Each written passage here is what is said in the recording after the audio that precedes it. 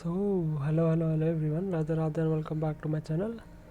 And from today I'm starting this series called Level Up in 20 Minutes. And the main motive for the series is to teach you guys a new concept in every video of the series. And I'll try to keep this short in 20 minutes. And today's lecture is about tries. So after this lecture, I guess you'll know everything you need to know about tries. You'll be able to implement them. You'll be able to solve problems regarding tries. What are binary tries, what are alphabetical tries, you'll know all about it. So without further ado, let's get started. So yeah, what are tries? So as the name itself says, tries are like trees. The name itself is derived from trees. Here also I've written the definition of tries. So tries are like tree-like data structures used to store and efficiently retrieve a dynamic set of strings. So this is a lot of jargon. So let's try to understand the use case for a try uh, by seeing a problem. So if you'll read this problem, so here actually we have been given n words in an array. So there's an array consisting of n words, and we need to count how many words start with the prefix ABA. So essentially what is given in the problem is we have been given array, let's call it ARR. So we have been given an array ARR of some words, let's say ABAC and BCD and ABADEF, something like this, and we need to count words that have prefixes start with ABA. Cool. So essentially you can do this via the brute force way. So essentially what you can do here is you can iterate over this array first of all. So you'll iterate over this array. So and the first iteration will be in the first element, and then you can try to go for every prefix of this element. So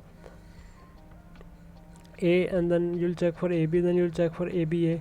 If this matches what we need to equate this with, then we'll increment the count by 1. So this can be one approach, but the time complexity for the brute force one could end up to n for the size of array and into the maximum size of this particular element, right? Element's length. So for example, the word length can be up to n also. So this could be also up to n. So this is essentially n into n, right? N square. So this is very unoptimal, I would say, right? You cannot pass the test with this algorithm. So that is why we need something more optimal, and that is why we'll consider the use of tries and how to implement them. So here you'll see the structure of tries is just like a tree. If you would have studied binary tree, and I recommend you to study binary tree before in order to understand tries.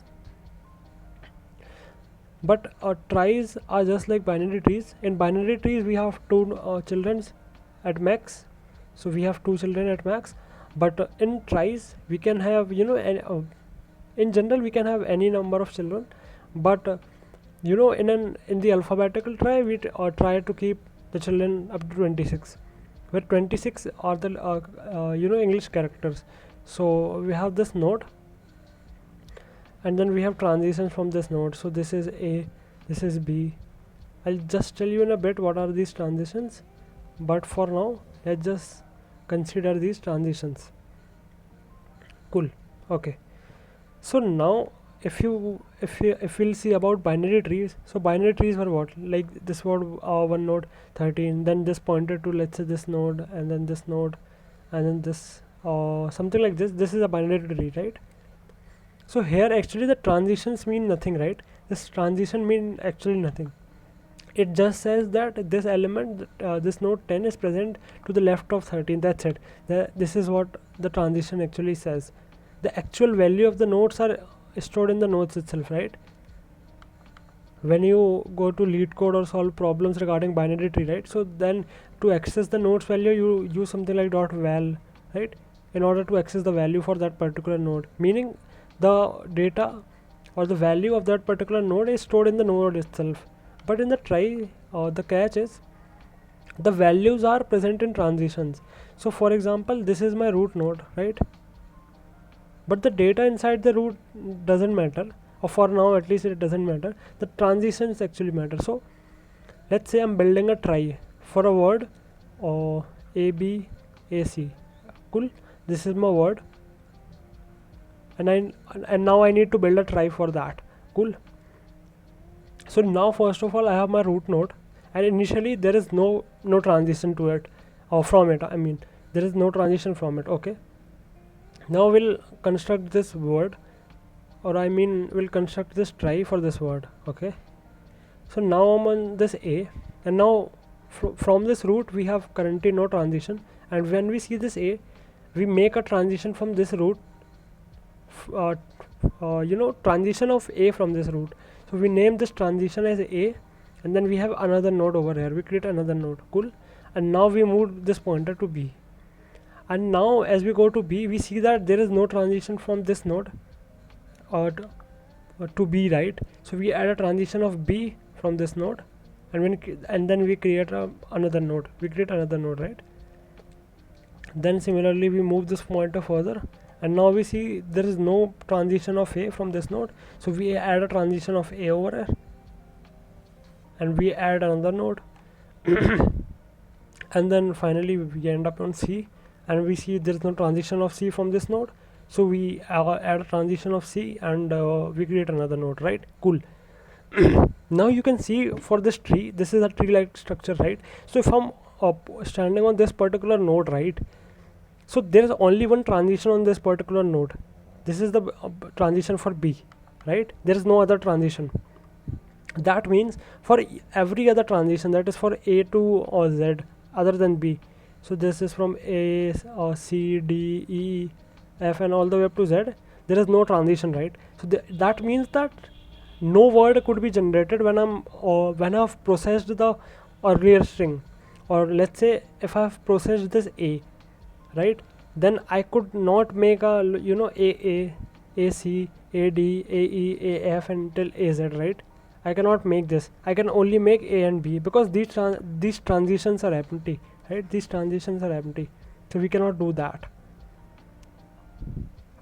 So that is why we create a vector for each node, vector of size 26 to indicate the 26 letters in the English alphabet.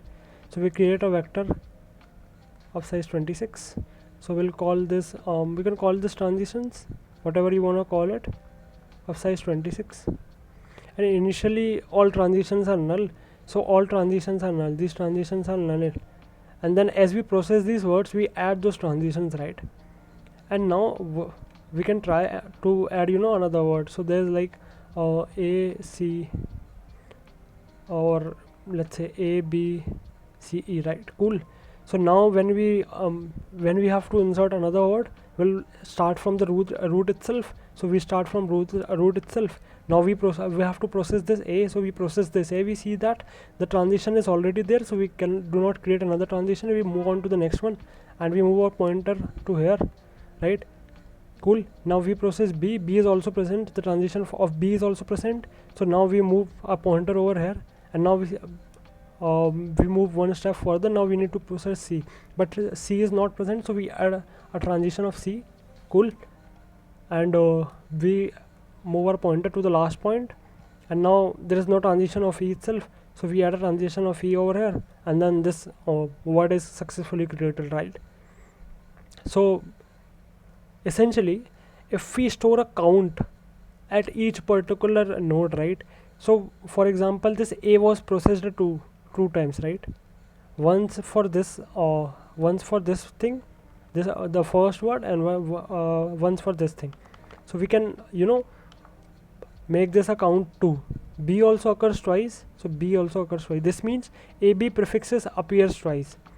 Now A appears once, this appears once, just a minute, cool, because this only appears over here, right? That is why that is the sole purpose I'm doing it. We're storing the count as we process the string. This also occurs once, this also occurs once, and this also occurs once. Cool. So now we can see that for each node we know how many prefixes we have for each particular, if we process all the words, how many prefixes do we have.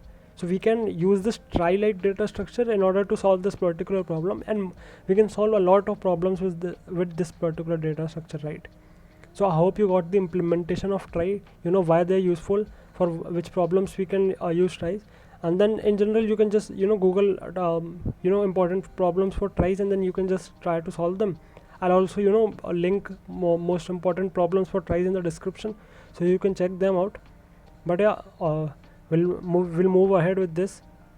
Also, the complexity for inserting or deleting an element or deleting a prefix or a word is O of L. O of L is the length of the string. L is the length of the string that you want to insert or you want to delete, right? Because we're not essentially keeping track of each prefix. We're just inserting a certain word into a trie, right? We're not doing like we insert this A first, then AB first, then ABA first, then ABAC first. We're not doing this thing, right? We're processing the word as we move forward, right? So this is all we're doing, and now you'll understand more by when we try to implement this, and when I show you guys this the code of it, right? So let me show you guys the code real quick, and then you'll understand more about tries. So this is my template for tries.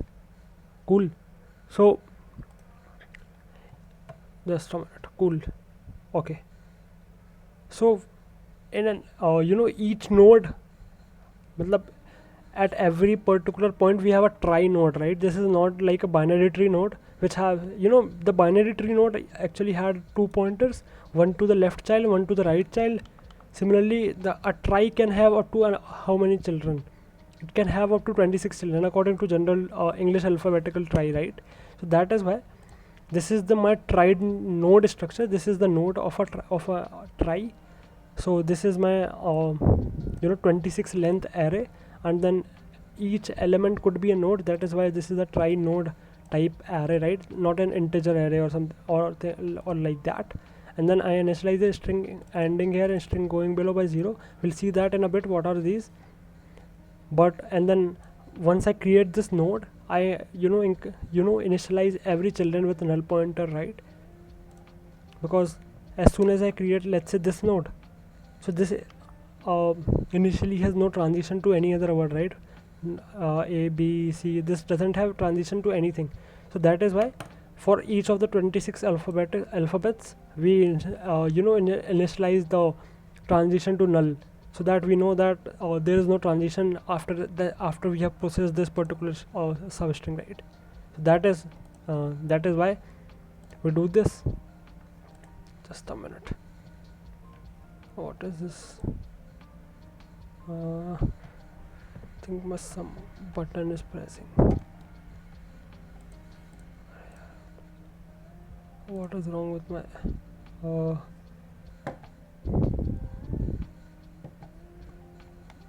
just a minute.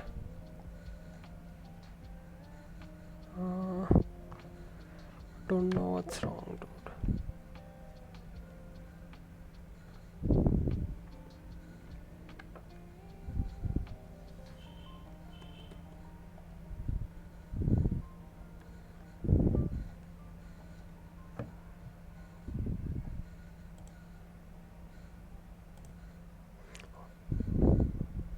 Alright, cool.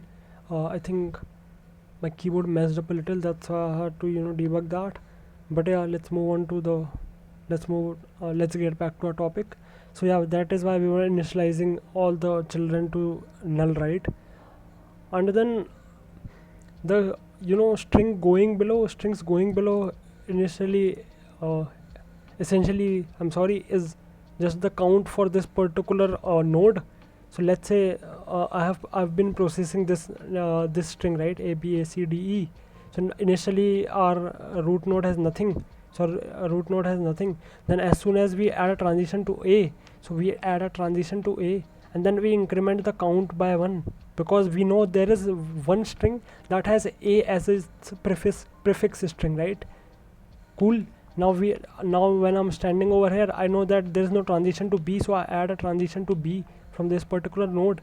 And then we know that there's a one string until now that has a prefix of ab, right? So we add 1 over here. This one essentially indicates that.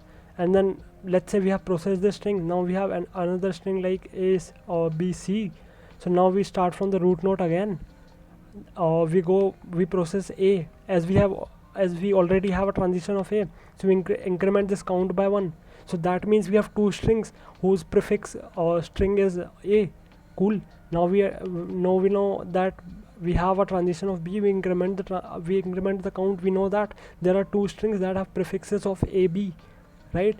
Now there is no transition to c, so we add a transition to c and initialize the count by 1. Cool. So now we know that there is only one string that has a prefix of abc, right? And this count essentially indicates that only.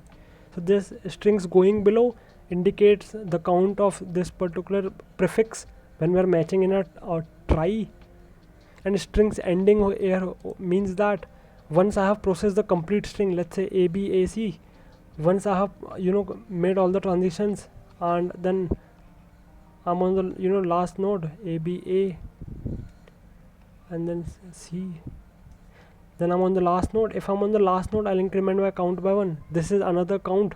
So this, let's say this was count 1 and this was count 2. So this count 2 indicates that how many word ends with this particular prefix. So let's say no word ends till ab, no word ends till aba, but there's one word that ends with abac, right? So if we need to consider the total word, then we increment the count after we have processed all of the characters of the string. At last we increment the count by 1. So that is my boilerplate for trie node. We have two count. Let's say this was count 1 for storing the count of each alphabet, each character, and then this was the count for processing the complete string, right? So these were my two count variables. Now I have created a class trie. This trie class essentially inserts a word to the trie data structure, deletes a word from the trie data structure, and then calculates how many prefixes of prefix string do we have, let's say of aba, whatever is given in the problem, and how many words do we have, like abac. We need to count the number of words that are equal to abac. That is why we construct we had two variables.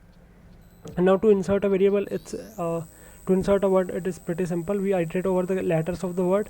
We convert into a form of 0 to 25, because it can only be up to length 26. We created an array of length 26, right? So we do a minus a. It could be different for Java users, so please look that up. If the node is not present, if it's null pointer, then we create a node. So we create a new trie node. This trie node actually is a node.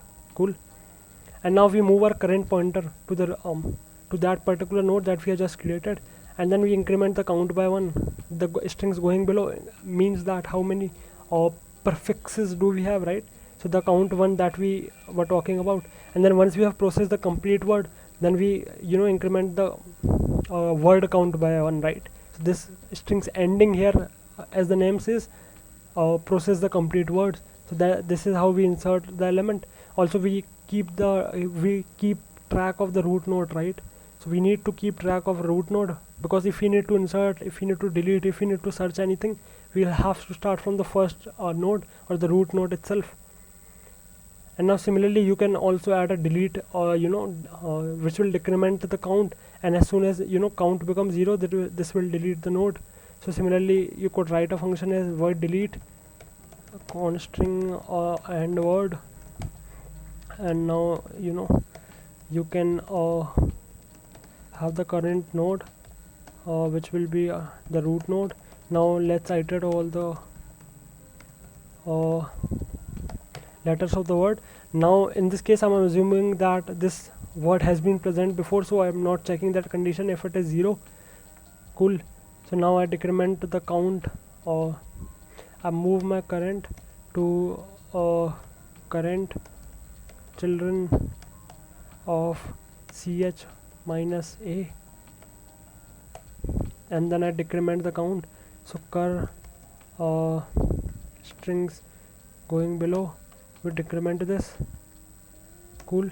Once we have done this for all the variables, then we do cur strings ending here minus minus. So this covers both of the things. We delete we decrement each letter frequency by 1, and at last we decrement the complete word frequency by 1, assuming that this word has been inserted before, right? I have not checked that condition. And then we need to also take care of null pointers once this thing becomes 0, so that also we need to handle. Now these are simple functions. Count word equal to, so this will actually count the number of words that are equal to the particular word that has been passed as an argument, and then this processes the prefix. As the name says, this is equals to, the function name is count word starting with, so this processes the prefix, and then this essentially gives us the solution for this problem. We need to count how many words start with the prefix anything, right? Prefix word, whatever.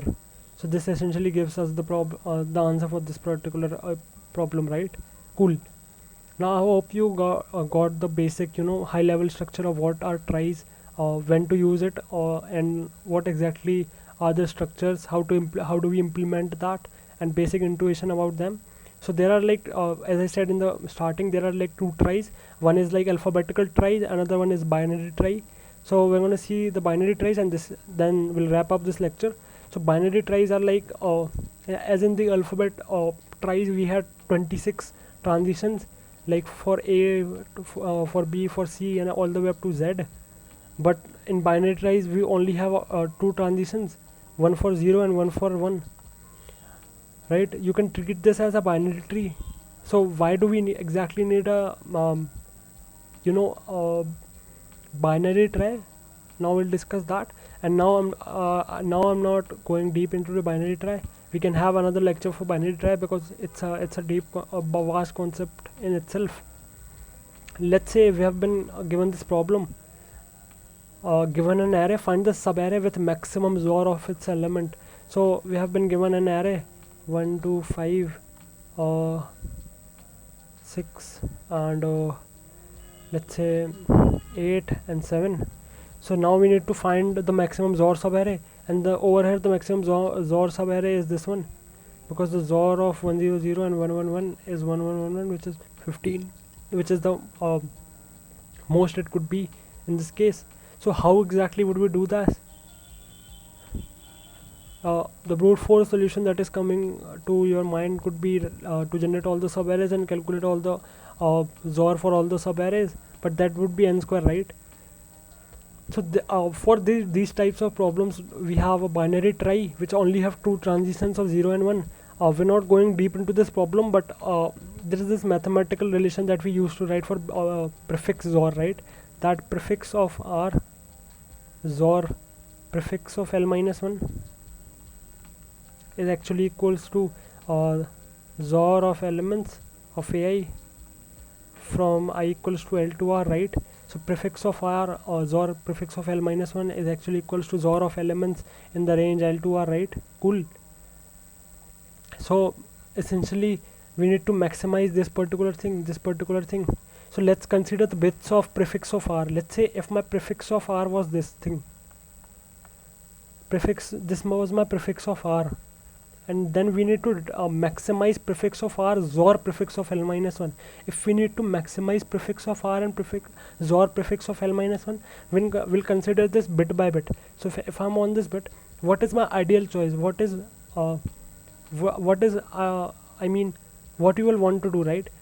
You will want to take a 0 over here preferably, because if you take a 1, this bit will get turned off and your answer will reduce, because this is your MSB most significant bit. So you will want to take a 0. But what if there's no 0? If there's no 0, then you are forced to take a 1. So you take a 1 in this case. But if you have an option, then you take a otherwise. If you have an option, so you take 0. If you had a 0, you would want to take a 1. Why? because this will result into a 1 and this will increment your prefix or. But what if you do not had a 1? What if you actually have to use a 0 because there's no other option present? So that is why as we process this string, this is not exactly a string but this is a bit like structure. So when we are processing this thing, we have two options. One is our favorable outcome which we want, like there's, if there's 1 then we want a 0, if there's 0 then we want a 1. But if what if that is not present? If that is not present, then we are forced to take the other thing. That is why we take the help of this binary trie, and then this helps us to solve the problem. Maybe we can have another lecture for this particular thing, but I hope you got the general intuition for tries. I've showed you the implementation for this.